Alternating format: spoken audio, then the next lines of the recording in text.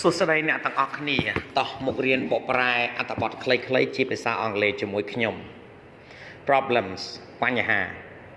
Tom I'm 16 and I'm fed up with school and exam ខ្ញុំមានអាយុ16ឆ្នាំហើយខ្ញុំឆ្អែតចិត្តជាមួយនឹងសាលារៀនហើយនឹងការប្រឡង I like to leave now and get a job any job ខ្ញុំចង់ឈប់រៀនឥឡូវនេះហើយទទួលបានការងារធ្វើការងារអីក៏បានដែរ I want to earn some money but my mom and dad say that I can't leave school ខ្ញុំចង់រកលុយ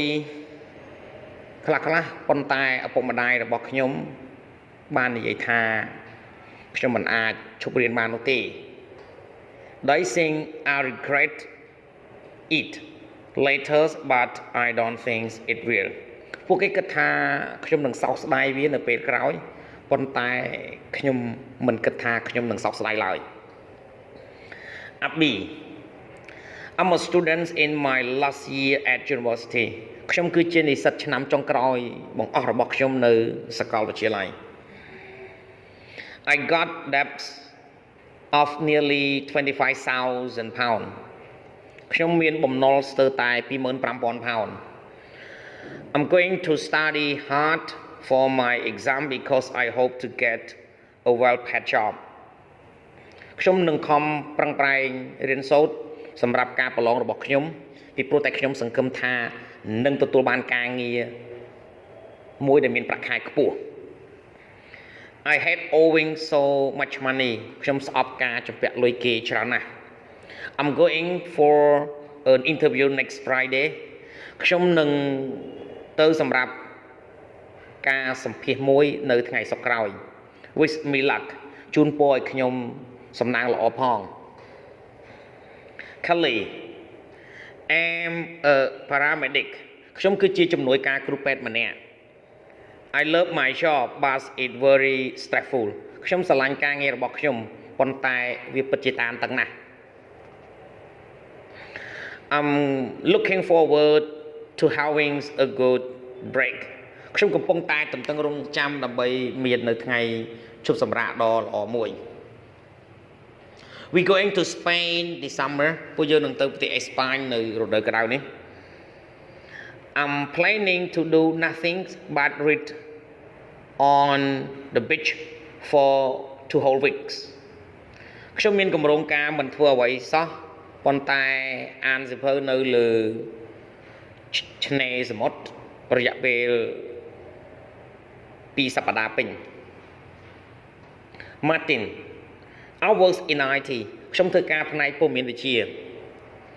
There nothing I don't know about computers but I need a change គ្មានអ្វីដែលខ្ញុំមិនដឹងអំពីកុំព្យូទ័រឡើយប៉ុន្តែខ្ញុំត្រូវការផ្លាស់ប្ដូរមួយ I'm thinking of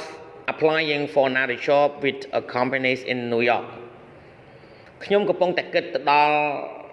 ការដាក់ពាក្យនៅសម្រាប់ការងារមួយផ្សេងទៀតជាមួយនឹងក្រុមហ៊ុនមួយនៅក្នុងទីក្រុង York I saw it advertised online and it looked like the job for me ខ្ញុំបានឃើញវាត្រូវបានគេផ្សព្វផ្សាយតាមប្រព័ន្ធអនឡាញហើយវាមើលទៅដូចជាការងារដែលស័ក្តិសមនឹងខ្ញុំ I love to work there for a couple of years ខ្ញុំពេញចិត្តនឹងធ្វើការនៅទីនោះរយៈពេល2ឆ្នាំ Alison I got 3 kids under 7 and my husband work abroad a lot of the time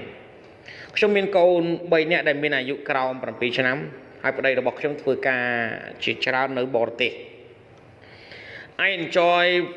looking after the kids but I love to travel too ខ្ញុំពេញចិត្តនឹងការមើលថែកូនប៉ុន្តែខ្ញុំក៏ពេញចិត្តនឹងការធ្វើដំណើរផងដែរ Sometimes I get fed up with staying at home all day ពេលខ្លះខ្ញុំឆ្អែតចិត្តនឹងការស្នាក់នៅផ្ទះពេញមួយថ្ងៃ I'm looking forward to going back to work in a year or two ខ្ញុំកំពុងតែទន្ទឹងរង់ចាំត្រឡប់ទៅធ្វើការវិញក្នុងរយៈពេល1ឆ្នាំឬក៏2ឆ្នាំ Bill I'm a retired new section and I didn't have a day off for 40 years ខ្ញុំគឺជាអ្នកលោកកាសែតចូលនិវត្តន៍ម្នាក់ហើយខ្ញុំមិនមានថ្ងៃឈប់សម្រាកអស់រយៈពេល40ឆ្នាំហើយ Now I like sleeping late and planning holidays on the internet for me and my wife ឥឡូវនេះខ្ញុំចូលចិត្តគេងក្រោកយឺតហើយរៀបចំគម្រោងការថ្ងៃឈប់សម្រាកនៅតាមព័ត៌មានអ៊ីនធឺណិតសម្រាប់ខ្ញុំនិងប្រពន្ធរបស់ខ្ញុំ I'm pretty good at using a computer ខ្ញុំពិតជាប៉ាកែប្រើប្រាស់កុំព្យូទ័រណា We going on holidays in Tuscany next year so I'm going to do an evening course in Italian ពួកយើងនឹងមានថ្ងៃជប់សម្រាប់មួយនៅក្នុង Tuscany នៅឆ្នាំក្រោយដូច្នេះខ្ញុំនឹងរៀនពេលល្ងាចនៅភាសាអ៊ីតាលី My dream for the future ក្តីស្រមៃរបស់ខ្ញុំសម្រាប់ពេលអនាគត Hello everyone សួស្តីអ្នកទាំងអស់គ្នា My name Zuzana Susie for short ឈ្មោះរបស់ខ្ញុំគឺ Zuzana Susie សម្រាប់ការហៅខ្លី I'm 20 years old ខ្ញុំអាយុ20ឆ្នាំ At the moment I'm in my second year at art school and I often dream about my future នៅគណៈពេលនេះខ្ញុំស្ថិតនៅក្នុងឆ្នាំទី2នៅសាលាសិល្បៈហើយជាញឹកញាប់ខ្ញុំស្រមៃអំពីអនាគតរបស់ខ្ញុំ I have big plans and I like to tell you a bit about them ខ្ញុំមានគម្រោងការដ៏ធំចំនួន2ហើយខ្ញុំចង់ប្រាប់អ្នកបន្តិចបន្តួចអំពីវា My most immediate plans are holiday plan គម្រោងការដែលសំខាន់ជាងគេបំផុតរបស់ខ្ញុំនោះគឺគម្រោងការថ្ងៃជប់សម្រាក I'm going to visit my brother who working in Australia ខ្ញុំនឹងទៅលេងបងប្រុសរបស់ខ្ញុំដែលកំពុងធ្វើការនៅក្នុងប្រទេសអូស្ត្រាលី My mother and I are going to spend Christmas with him in the summer sun ម្ដាយខ្ញុំហើយនឹងខ្ញុំនឹងចំណាយពេលវេលាបុណ្យគ្រីស្មាស់ជាមួយគាត់នៅក្នុងរដូវក្តៅ I'm very excited about that ខ្ញុំពិតជារំភើបខ្លាំងណាស់អំពីរឿងនោះ When I return I need to make a final decision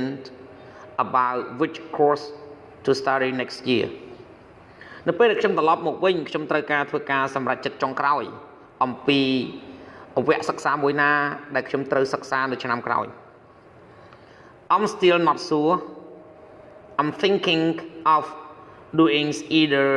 fashion design and landscape design ខ្ញុំមិនទាន់ច្បាស់នៅឡើយនោះទេខ្ញុំគិតអំពីការរៀនការច្នៃម៉ូដសម្លៀកបំពាក់និងការច្នៃម៉ូដផ្នែកទេសភាព It's difficult because I'm interested in both clothes and garden វាពិតជាពិបាកណាស់ពីព្រោះតែខ្ញុំមានការចាប់អារម្មណ៍ទាំងពីរទាំងសម្លៀកបំពាក់និងសួនច្បារ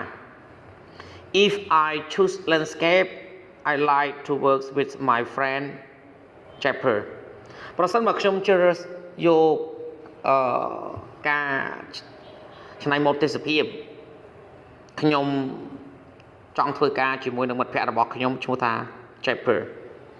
He's brilliant with gardens and we already work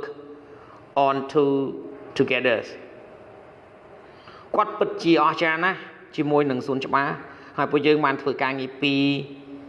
ជាមួយគ្នារួចរាល់ហើយ It was great fun and we get on very well វាគឺពិតជាសប្បាយអស្ចារ្យណាស់ហើយពួកយើងចុះសម្រុងគ្នាយ៉ាងល្អ In 5 or 10 years time I would like to have my own business and work for myself like my father's ក្នុងរយៈពេល5ឆ្នាំឬក៏10ឆ្នាំខ្ញុំចង់មានចំនួនផ្ទាល់ខ្លួនរបស់ខ្ញុំហើយខ្ញុំធ្វើការសម្រាប់ខ្លួនឯងដូចជាពុករបស់ខ្ញុំ He has his own building business គាត់មានអគារចំនួនផ្ទាល់ខ្លួនរបស់គាត់ Perhaps I'll do a business course after I finish art school ប្រហែលជាខ្ញុំនឹងរៀនមុខវិជ្ជាចំនួនបន្ទាប់ពីខ្ញុំបញ្ចប់ការសិក្សានៅសាលាសិល្បៈ Of course one day I hope to marry and have children តាមពិតទៅថ្ងៃណាមួយខ្ញុំសង្ឃឹមថាខ្ញុំនឹងបានរៀបការហើយនឹងមានកូន Ideally before I'm 30 but I can't plan when I'll meet the right person and I haven't got a boyfriend at the moment ច្បាស់ណាស់មុនខ្ញុំអាយុ30ឆ្នាំប៉ុន្តែខ្ញុំមិនអាចមានកម្រងទេនៅពេលដែលខ្ញុំនឹង